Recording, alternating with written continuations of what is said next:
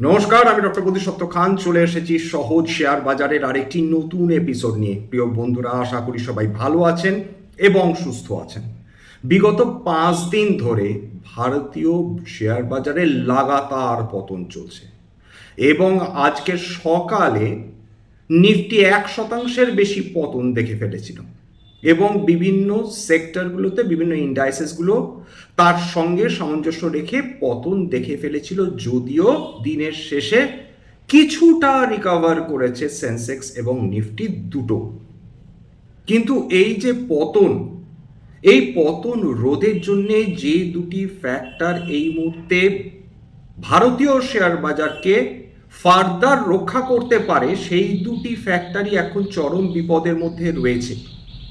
1 নম্বর crude অয়েলের দাম, 2 নম্বর টাকার মূল্য ডলারের তুলনায়।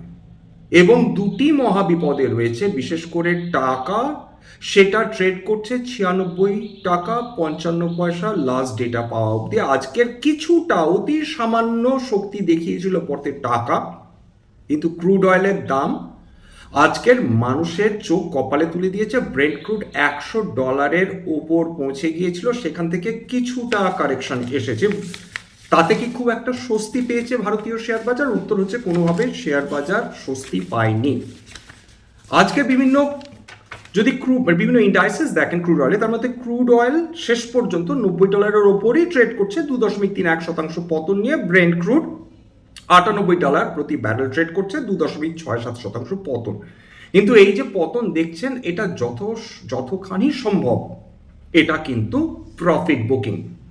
ইরান আমেরিকা যুদ্ধ তুঙ্গে রয়েছে, হুতিজরা রেড সি বন্ধ করে রেখেছে, সৌদি আরবের তেলবাহী জাহাজগুলোকে আক্রমণ করছে। এই খবরটা আপনাদের প্রত্যেক দিন দিচ্ছি, তার কারণ প্রত্যেক দিনই এই ঘটনা চলেছে। কোনো রকম শান্তির কোথাও লক্ষণ নেই। আমেরিকা এর থেকে সবচেয়ে বেশি বেনিফিট পাচ্ছে বলা যেতে পারে। তার কারণ আমেরিকা জানে, যখন মধ্যপ্রাচ্য থেকে তেল বের হওয়া বা প্রাকৃতিক গ্যাস বের হওয়া প্র্যাকটিক্যালি বা কার্যত ইম্পসিবল হয়ে গেছে, তখন ভারতবর্ষের মতন দেশগুলোর আর কোনো উপায় থাকবে না। তারা আমেরিকার কাছ থেকে তেল বা প্রাকৃতিক গ্যাস কিনতে বাধ্য হবে। একই কথা খাটে জাপান, দক্ষিণ কোরিয়া, ফিলিপিন্স মতন দেশগুলোর ক্ষেত্রেও। তার কারণ যেহেতু রাশিয়ার বিভিন্ন অয়েল ট্যাঙ্কার্সের ওপর আমেরিকার নিষেধাজ্ঞা চাপিয়ে রেখেছে, জাপান যেহেতু আমেরিকার ক্লোজ অ্যালাই, দক্ষিণ কোরিয়া যেহেতু আমেরিকার ক্লোজ অ্যালাই, সুতরাং এরা রাশিয়ার কাছ থেকে তেল নেবে না। চীনের সঙ্গে জাপানের সম্পর্ক সাপে নেউলে, সুতরাং চীনও নিজেই যখন খাচ্ছে ক্রুড অয়েলের অভাবে, কিছুটা পুষিয়ে দিচ্ছে রাশিয়ান তেল বটে, কিন্তু তাদের যে একটা মেজর সোর্স যেটা ইরান থেকে আসছিল, ইরানের এই যে তেলবাহী জাহাজ, সেগুলোকে এখন খুব স্বাভাবিকভাবে সেগুলো আমেরিকার লক্ষ্যবস্তু হয়েছে। কোনো ইরানিয়ান জাহাজ দেখলেই বা তাদের সন্দেহ হলেই তারা ইরানিয়ান জাহাজগুলোর ওপরও আক্রমণ করছে। আপাতত অবস্থা খুব খারাপ।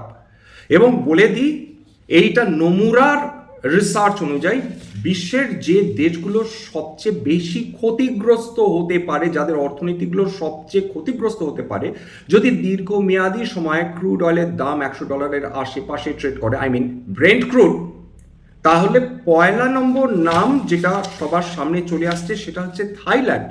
থাইল্যান্ডের নিজস্ব কোনো তেল নেই, কোনো গ্যাস নেই, তারা সম্পূর্ণভাবে মধ্যপ্রাচ্যের ওপর ডিপেন্ডেন্ট, দারুণ বিপদের মধ্যে রয়েছে।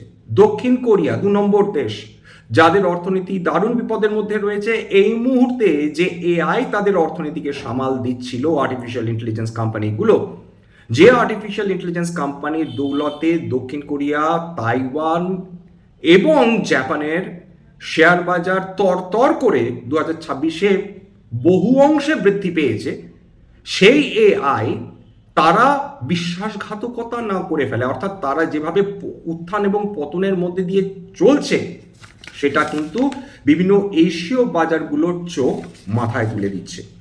এছাড়া রয়েছে ফিলিপাইন্স, টার্কি মারাত্মক বিপদের মধ্যে রয়েছে।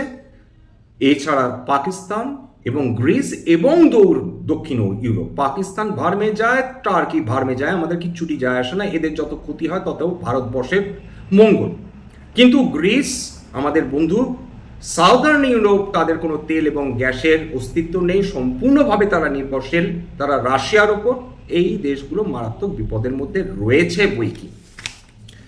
এইবার আজকের ইন্ডাইসেসগুলো খেয়াল করে দেখুন, নিফটি 50 কোনো মতে 23,750-এর উপর বন্ধ হয়েছে, কোনো মতে 100 পয়েন্টের কাছাকাছি পতন। সেন্সেক্স আজকে 330 পয়েন্টের কাছাকাছি বন্ধ হয়েছে, 76,000-এর ওপর কোনো মতে মুখ তুলে রেখেছে। নিফটি ব্যাংক আজকের হালকা পজিটিভে বন্ধ হয়েছে। নিফটি আইটি সারপ্রাইজিংলি আজকে 0.82% পতন হয়েছে। ইনফোসিসের রেজাল্ট কালকে বেরিয়েছিল, বিগতকাল কোয়ার্টার অন কোয়ার্টার তাদের প্রফিট কমেছে, ইয়ার অন ইয়ার তাদের প্রফিট বেড়েছে, বিনিয়োগকারীদের পছন্দ হয়নি। ইনফোসিসের শেয়ারে বিক্রি বাটা হয়েছে, কিন্তু ওভারঅল আইটি সেক্টরে আজকে একটা পজিটিভ মোমেন্টাম আমরা দেখতে পেয়েছি। নিফটি অটো সেটা যে পতনমুখী হতোই, আজ না হলে কাল না হলে পরশু, এ ব্যাপারে কোনো দ্বিমত নেই। তার কারণ অটো সেক্টর সম্পূর্ণভাবে ডিপেন্ডেন্ট জ্বালানি তেলের দামের ওপর। জ্বালানি তেলের দাম যত বেশি বৃদ্ধি পেতে থাকে, অটো সেক্টর এক তো রেট সেন্সিটিভ সেক্টর, 2 নম্বর হচ্ছে সাইক্লিক্যাল সেক্টর, 3 নম্বর হচ্ছে অয়েল ডিপেন্ডেন্ট সেক্টর। সুতরাং নিফটি অটো আজকের 1.1% পতন দেখেছে। ক্যাপিটাল গুডস 8%-এর কাছাকাছি পতন, কনজিউমার ডিউরেবল 0.37% পতন। এছাড়া বিএসসি মেটালস সেটা 0.5% পতন, অয়েল অ্যান্ড গ্যাস সেক্টরেও 0.65% পতন এসেছে। এগুলো কোনোটাই অস্বাভাবিক না। আমরা আজকে এইটা আলোচনা করব যে দেখুন, যদি কোনো কারণে অর্থনৈতিক বিপদের মধ্যে পড়ে, বিশেষত তেলের কারণে বা ক্রুড অয়েলের কারণে কোন সেক্টরগুলো সবচেয়ে বেশি ক্ষতিগ্রস্ত হয়, সেইটা আজকে আমাদের বোঝা দরকার। কারণ সেই অনুযায়ী তো মানুষ তারা নিজেদের বিনিয়োগ প্ল্যান করবেন। প্রথমে সরাসরি যারা ধাক্কা খায় ক্রুড অয়েলের, যদি দাম ক্রমাগত বৃদ্ধি পেতে থাকে, সেটা নিঃসন্দেহে অয়েল সেক্টর। 2 নম্বর এভিয়েশন, এয়ারলাইন সেক্টর মারাত্মক ক্ষতিগ্রস্ত হয়।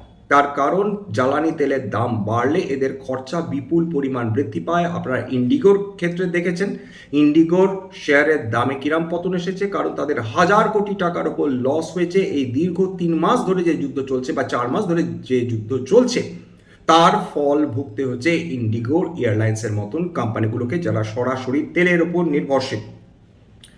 এছাড়া পেইন্ট সেক্টর, এই পেইন্ট সেক্টর মারাত্মক ক্ষতিগ্রস্ত হয় যখনই এই ধরনের ক্রুড অয়েলের দাম বৃদ্ধি হয়। তার কারণ আপনারা যারা বিভিন্ন পেন্টস ব্যবহার করে থাকেন, সেটা গাড়িতে যে রং করার জন্য যে পেন্টস ব্যবহার করা হয়, ইন্ডাস্ট্রিয়াল যে পেন্টস, এমনকি বাড়ি রং করার জন্য যে পেন্টস ব্যবহার করা হয়, সেইটা কিন্তু তার মধ্যে থাকে ক্রুড অয়েল, এবং সেইটা মিশেই কিন্তু মেন প্রোডাক্ট অর্থাৎ পেন্টস তৈরি হয়।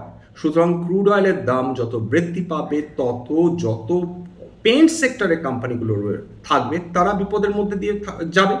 সাম্প্রতিককালে এবং বহু বছর ধরে যুগের পর যুগ এই ঘটনাই ঘটে আসছে, ক্রুড অয়েলের দাম বৃদ্ধি পেলে পেন্ট সেক্টর সবচেয়ে বেশি ক্ষতিগ্রস্ত হয়। এছাড়া টায়ার্স অর্থাৎ গাড়ির যে চাকা, মজার ব্যাপার হচ্ছে গাড়ির যে চাকা সেটাও সম্পূর্ণভাবে নির্ভরশীল হচ্ছে ক্রুড অয়েলের ওপর। কারণ টায়ার তৈরি করতে হলে কাঁচা মাল হিসেবে ক্রুড অয়েলের ব্যবহার অপরিহার্য। সুতরাং এই সেক্টরটা ক্ষতিগ্রস্ত হবে। এছাড়া গাড়ির যেভাবে ক্ষতিগ্রস্ত হয়, তার সঙ্গে অ্যাসোসিয়েটেড যে সেক্টরসগুলো, সেগুলো খেয়াল করে দেখুন, এই দুটো সেক্টর তো বটেই। অর্থাৎ টায়ার্স গাড়িতে কাজে লাগছে এবং পেন্টসও গাড়িতে কাজে লাগছে। সুতরাং এই দুটো যেহেতু গাড়ির ওপর নির্ভরশীল, যত ইউনিট গাড়ি বিক্রি হবে, তত বেশি সম্ভাবনা রয়েছে পেন্টসের বিক্রি বাটা হওয়ার, মানে বৃদ্ধি হওয়া, এবং তার সঙ্গে অবশ্যই টায়ারের বিক্রি হওয়াটাও বেড়ে যায়। কিন্তু এমন একটা অবস্থা, এমন একটা পরিস্থিতির মধ্যে দিয়ে যাচ্ছি, তাতে অটো, পেন্টস, টায়ার সরাসরি ক্ষতিগ্রস্ত হচ্ছে। এরপরের sector fast moving consumer goods, তাদের মার্জিনে দারুণ চাপ পড়তে থাকে। এটা অস্বাভাবিক কিছু নয়, কারণ এই যে প্রথম ফেজে যে সেক্টরগুলোর কথা বললাম, এটা সরাসরি অয়েল ডিপেন্ডেন্ট। এরপরে যেটা আসছে, ধরুন কল্পনা করে নিন যে বিগত 3 মাস ধরে যেভাবে আমাদের ইনফ্লেশন বেড়েছে, তেলের দাম বেড়ে যাওয়ার ফলে এখন যে অবস্থা চলছে, এটা যদি আরো ফার্দার কন্টিনিউ করে, তাহলে নিশ্চিন্ত থাকুন, যেটা বারবার বলছি, প্রত্যেকটা এপিসোডে বলছি, পেট্রোল ডিজেলের দাম বাড়াতে সরকার বাধ্য। সরকারের হাতে কোনো উপায় থাকবে না। হয় সরকারকে এটা ডিসাইড করতে হবে যে আমরা পেট্রোল ডিজেলের দাম বাড়াবো না, সেক্ষেত্রে ভারতবর্ষে যত মানে সামাজিক কাজকর্ম ভারত সরকার করে থাকে, সমাজের জন্য যে পরিমাণ খরচ করে থাকে, সোশ্যাল ইনফ্রাস্ট্রাকচার, সোশ্যাল ওয়েলফেয়ার স্কিমগুলোতে যত টাকা ভারত সরকার ঢালেন, সেই সম্পূর্ণগুলো বন্ধ করে দিতে হবে। সুতরাং সাধারণ পাবলিককে এটা ডিসাইড করতে হবে যে তারা পেট্রোল ডিজেলের দাম নিজেদের মাথায় নেবেন নাকি সমস্ত ওয়েলফেয়ার স্কিমগুলো সরকার বন্ধ করে দেবেন। এইটা নিয়েও কিন্তু বিশেষ আলোচনার প্রয়োজন রয়েছে, কারণ সরকারের যে খরচা সরকার করে থাকেন সেটা কেবলমাত্র ট্যাক্স পেয়ার্সদের মানি, অর্থাৎ যারা টাকা বা কর দিয়ে থাকেন সরকারকে, সেই করের ওপর ভিত্তি করেই কিন্তু সমস্ত ওয়েলফেয়ার স্কিমস চলছে, সেই করের ওপর ভিত্তি করেই সমস্ত ইনফ্রাস্ট্রাকচারাল ডেভেলপমেন্ট চলছে, সেই করের ওপর ডিপেন্ড করেই কিন্তু সরকার বিভিন্ন কোম্পানিগুলোকে সাবসিডি বা ট্যাক্স হলিডে বা সবস দিয়ে থাকছেন। সুতরাং পেট্রোল ডিজেলের দাম যদি ক্রমাগত বাড়তে থাকে এবং সরকার যদি বিভিন্ন অয়েল কোম্পানিগুলোকে বাধ্য করেন এই পেট্রোল ডিজেলের দাম অ্যাবসর্ব করে নিতে, সেক্ষেত্রে এবং তারপরে অবশ্য সরকার সেই ভর্তুকি দিয়ে সেই অয়েল কোম্পানিগুলোর লস মেক আপ করে দেবেন বটে, কিন্তু ওভারঅল সামাজিক ডেভেলপমেন্টের জন্য, ওয়েলফেয়ার স্কিমসগুলোর জন্য বা ইনফ্রাস্ট্রাকচারাল ডেভেলপমেন্টের জন্য কোনো ধরনের টাকা সরকারের হাতে থাকবে না। এইটা আরও বড় বিপদ ভারতের অর্থনীতির জন্য, অর্থাৎ ভারতের গ্রোথ কিন্তু এর জন্য দারুণভাবে সেটা হিন্ডার্ড হতে পারে, বাধাপ্রাপ্ত হতে পারে। এইবার তেলের দাম মারাত্মক বেড়ে থাকলো, পেট্রোল ডিজেলের দাম বৃদ্ধি পেয়ে থাকলো, তারপরে সেক্টরস যেগুলো ক্ষতিগ্রস্ত হবে খুব স্বাভাবিকভাবে রেট সেন্সিটিভ সেক্টরসগুলো ক্ষতিগ্রস্ত হবে, রিয়েল এস্টেট ক্ষতিগ্রস্ত হবে। তার কারণ আজ না হলে কাল না হলে পরশু যদি রিজার্ভ ব্যাংক অফ ইন্ডিয়া দেখেন যে ইনফ্লেশন রেট বা মূল্যবৃদ্ধির হার যেভাবে বৃদ্ধি হচ্ছে, সেক্ষেত্রে তাদের ঋণের ওপর সুদের হার না বাড়িয়ে কোনো ধরনের উপায় নেই, সেক্ষেত্রে আরবিআই যদি ইন্টারেস্ট রেট বৃদ্ধি করে ফেলেন, সেক্ষেত্রে সমস্ত এই রেট সেন্সিটিভ সেক্টরসগুলো চাপে পড়বে। রিয়েল এস্টেট কেনার জন্য ব্যাংকগুলোর কাছ থেকে যারা ঋণ নিতে যেতেন তারা হেজিটেট করবেন। বর্ধিত ইন্টারেস্ট রেটে বেশি ইএমআই দিয়ে কোন মানুষ রিয়েল এস্টেট কিনতে যাবেন বা হাউসিং প্রজেক্টস কিনতে যাবেন? উত্তর হচ্ছে খুব কম সংখ্যায় এরকম মানুষ রয়েছেন। এছাড়া অটো বা গাড়ি, 2 চাকা 3 চাকা 4 চাকার ক্ষেত্রেই বলুন না কেন, সেক্ষেত্রে মানুষ হেজিটেট করবেন বিভিন্ন ব্যাংকগুলোর কাছ থেকে ঋণ নিয়ে এই ধরনের গাড়ি কেনা, কারণ কেউ বর্ধিত ইএমআই দিতে রাজি নন বা কেউ খুশি মনে কি এই ধরনের বর্ধিত ইএমআই দিতে চাইবেন, অথচ এই চাপটা কিন্তু আসবে এই ধরনের রেট সেন্সিটিভ সেক্টরস।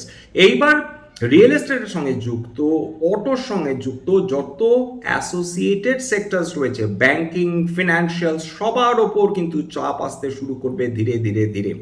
এই যুদ্ধ প্রলম্বিত হলে ভারতীয় শেয়ার বাজার মোটেই ভালো অবস্থার মধ্যে থাকবে না, এটা তো জলবৎ তরলাং।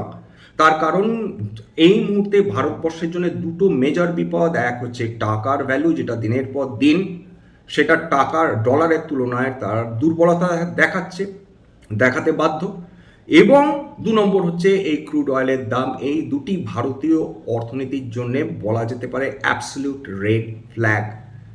এরপর চলে আসি জিওপলিটিক্যাল টেনশন যত বেশি বৃদ্ধি হবে, মধ্যপ্রাচ্যের যুদ্ধ হচ্ছে, রাশিয়া ইউক্রেন যুদ্ধ হচ্ছে, চায়না জাপান হুলুস্থুলু চলছে, বা অর্থাৎ গোটা বিশ্বজুড়ে যে ধরনের জিওপলিটিক্যাল টেনশনস চলছে, তার ফলে যেটা সবচেয়ে বেশি ক্ষতিগ্রস্ত হয় সেটা হচ্ছে সাপ্লাই চেইন, অর্থাৎ একটা নির্দিষ্ট নিয়ম মেনে সম্পর্কগুলোর মধ্যে দিয়ে একটা দেশের সঙ্গে আরেকটা দেশের বাণিজ্য হয়ে থাকে। ছোট ছোট দেশগুলো বড় বড় দেশগুলোর বাণিজ্যের ওপর ডিপেন্ড করে থাকে, তাদের থেকে অ্যাডভান্টেজ নিয়ে থাকে, এবং যদি কোনো এমন বিশেষ জায়গায় যেমন সম্প্রতিকালে স্ট্রেট অফ হরমুজে হচ্ছে, সেক্ষেত্রে এই যে প্রাকৃতিক গ্যাস এবং তেল সেটা রপ্তানি করা বন্ধ হয়ে গিয়েছে, তার ফলে যেটা খুব স্বাভাবিকভাবে দাঁড়াচ্ছে মারাত্মকভাবে সাপ্লাই চেইন ডিসরাপশন হচ্ছে। ভারতবর্ষের মতন দেশগুলো তারা তেল পারচেস করতে পারছে না, তেল কিনতে পারছে না, বর্ধিত দামে তেল কিনতে বাধ্য হচ্ছে। সৌদি আরবও তারাও মারাত্মক বিপদের মধ্যে পড়েছে, মধ্যপ্রাচ্যের প্রত্যেকটা দেশ বিপদের মধ্যে পড়েছে। তার ফলে পেট্রোকেমিক্যালস থেকে শুরু করে, মেডিসিনস থেকে শুরু করে, রান্নার গ্যাস, যে গ্যাস দিয়ে বিভিন্ন ইন্ডাস্ট্রি চলে, কলকারখানা চলে, তারাও বিপদের মধ্যে দিয়ে যাচ্ছে। অর্থাৎ সার্বিকভাবে এরকম অবস্থা থাকলে একমাত্র ক্রুড অয়েল এবং টাকা তারা ভারতবর্ষের অর্থনীতির জন্য সমূহ ক্ষতি করার পজিশনে পৌঁছে যেতে পারে। ঠিক এই কারণে আমরা যত কম অয়েল ডিপেন্ডেন্ট থাকবো, বিদেশি তেল বা গ্যাসের ওপর কম নির্ভরশীল হব, তত আমাদের জন্য মঙ্গল। উপরন্তু খাদ্যশস্য তার দাম বৃদ্ধি হওয়ার সম্ভাবনা প্রবল, তার কারণ যে ইউরিয়া ব্যবহার করি সেটা সম্পূর্ণ তৈরি হয় বা নির্ভরশীল প্রাকৃতিক গ্যাসের ওপর। সুতরাং প্রাকৃতিক গ্যাসের দাম দিনের পর দিন বৃদ্ধি হতে থাকলে সেক্ষেত্রে ইউরিয়া বা বিভিন্ন ধরনের ফার্টিলাইজারের দাম বৃদ্ধি করা ছাড়া কোনো উপায় থাকবে না। এইগুলোর দাম বৃদ্ধি হলে আমাদের চাষি ভাইরা মারাত্মক বিপদের মধ্যে পড়বে। সম্প্রতিকালে আমরা কিন্তু এই ধরনের বিপদের সবে মাত্র আঁচ পেতে দেখেছি। হোলসেল প্রাইস ইন্ডেক্স ইনফ্লেশনের উপর নজর রাখুন, কনজিউমার প্রাইস ইন্ডেক্স ইনফ্লেশনের উপর নজর রাখুন। আমরা খুব একটা ভালো অবস্থার মধ্যে দিয়ে কিন্তু এখন যাচ্ছি না, এটা বলা যেতে পারে। এছাড়া ভারতবর্ষ আমেরিকা ট্রেড এগ্রিমেন্ট, এটা দুপক্ষই বলছে। মার্ক রুবিও বলছেন যে এই ভারত আমেরিকার বাণিজ্য চুক্তি প্রায় ফাইনাল পর্যায়ে, যদিও জুলাইয়ের শেষ হতে চলল। ভারতবর্ষ বলছে এই ভারত আমেরিকার চুক্তি প্রায় শেষ পর্যায়ে, যদিও আমেরিকা নতুন করে 10% ট্যারিফ বসিয়েছে 17টা দেশ, তার মধ্যে ভারতবর্ষ রয়েছে। বাকি 43টা দেশের ওপর 12.5% করে ট্যারিফ বসিয়েছে আমেরিকা নতুন করে, এবং তার মধ্যে রয়েছে অস্ট্রেলিয়া, ব্রাজিল প্রভৃতি দেশ, যাদের উপর 12.5% ট্যাক্স বসানো হয়েছে। ভারতবর্ষের 10% এই ট্যাক্সটাকে আপাতত ধরা রয়েছে। আপাতত এই ট্যাক্স বসানোর পর থেকে যেটা মনে হচ্ছে যে সম্ভবত আমেরিকা আশাবাদী যে ভারতবর্ষের সঙ্গে হয়তো বা একটা বাণিজ্যিক চুক্তি সম্পাদিত হতে পারে। যদি এই বাণিজ্যিক চুক্তি সম্পাদিত হতে পারে এবং ভারতবর্ষ যদি এই চুক্তি থেকে কিছুখানি গেইন করতে পারে, সেক্ষেত্রে ভারতবর্ষের শেয়ার বাজারের হয়তো বা মনোভাব বদলে যেতে পারে। এই মুহূর্তে ফরেন ইনস্টিটিউশনাল ইনভেস্টার্সদের আসা ভারতবর্ষে খুব ডিফিকাল্ট, কারণ তার ন্যূনতম কারণ যেটা রামদেব আগরওয়াল বলছেন যে ভারতবর্ষ এই মুহূর্তে আন্ডার পারফর্মিং মার্কেট এবং ভারতবর্ষের টাকা ক্রমাগত দুর্বল হচ্ছে। যতদিন ভারতবর্ষের মুদ্রা দুর্বল হতে থাকবে ততদিন রামদেব আগরওয়ালের ভাষায় ফরেন ইনস্টিটিউশনাল ইনভেস্টার্সদের ভারতবর্ষে ফিরে আসার সম্ভাবনাটা অতিশয় কম। যাই হোক, এখানে শেষ করলাম। স্ট্যান্ডার্ড ডিসক্লোজার সেই অর্থে কিছু নেই, কোনো বিশেষ স্টক নিয়ে আলোচনা করিনি। স্ট্যান্ডার্ড ডিসক্লেমার, এটা কেবলমাত্র একটা এডুকেশন চ্যানেল, বাঙালি বিনিয়োগকারীদের ইনভেস্ট অ্যাওয়ারনেস বৃদ্ধির জন্য। এখানে কোনো ধরনের কোনো শেয়ারে buy sell recommendation, suggestion, advice এমনকি ইনফ্লুয়েন্স করার প্রচেষ্টা নেই। আমার কথা শুনে যদি কোনো শেয়ার বা কোনো অ্যাসেটে বাই সেল সিদ্ধান্ত নেন, ক্ষতির মুখোমুখি হতে পারেন। সুতরাং সবসময় একজন সেবি রেজিস্টার্ড ইনভেস্টমেন্ট অ্যাডভাইসারের পরামর্শ নেওয়ার চেষ্টা করবেন বা নিজের ডিউ ডিলিজেন্স করবেন, সেক্ষেত্রে আপনারা উপকৃত হলেও হতে পারেন। সবশেষে যেটা বলি, যদি এই ধরনের এপিসোড আপনাদের ভালো লাগে, প্লিজ একটা লাইক দেবেন, প্লিজ সাবস্ক্রাইব করবেন, এবং যদি সত্যি মনে আমার বাঙালি ভাই বোনদের জীবনে একটুখানি ভ্যালু অ্যাড করতে পেরেছি, প্লিজ নিজে গ্রুপে শেয়ার করে দেওয়ার চেষ্টা করবেন। আজকের জন্য নমস্কার।